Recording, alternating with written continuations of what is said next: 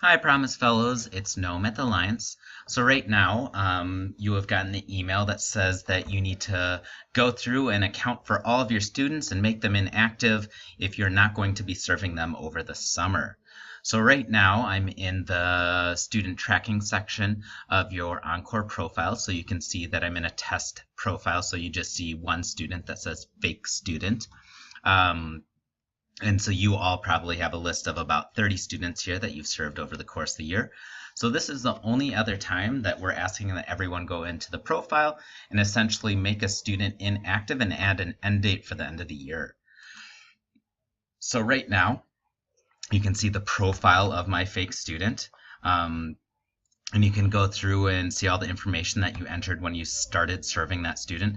But if you go down to the student tracking, so right here, this is where you add your start dates and end dates.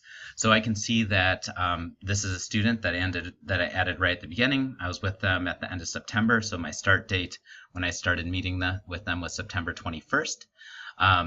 And right now, I know the end of school is June 7th.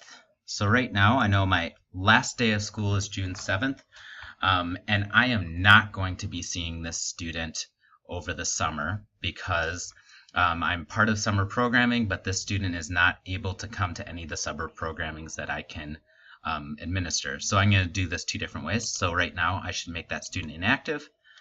I have the end date of the end of the year, or the last time I'd be able to do an intervention with them, and then I can go down and hit save.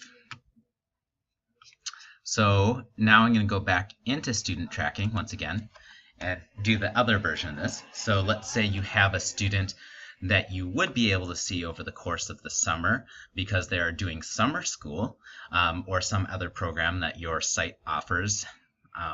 You can go to the edit part of the profile.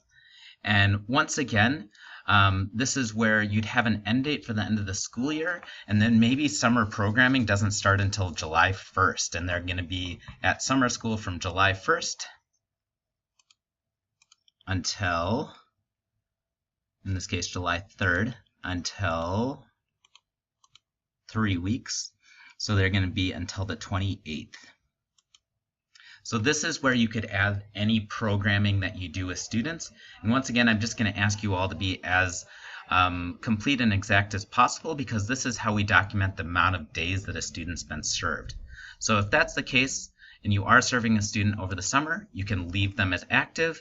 You put the start date in for when you started that you'd already entered at the beginning of the year when you added the student.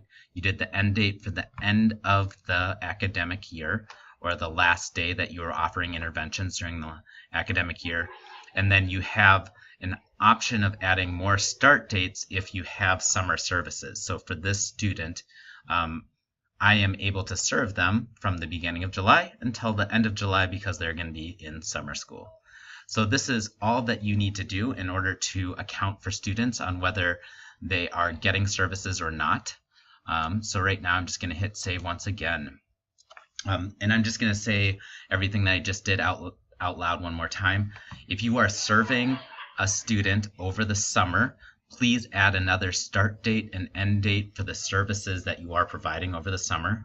So if you are only going to see them for a few weeks, add those as start date, end dates.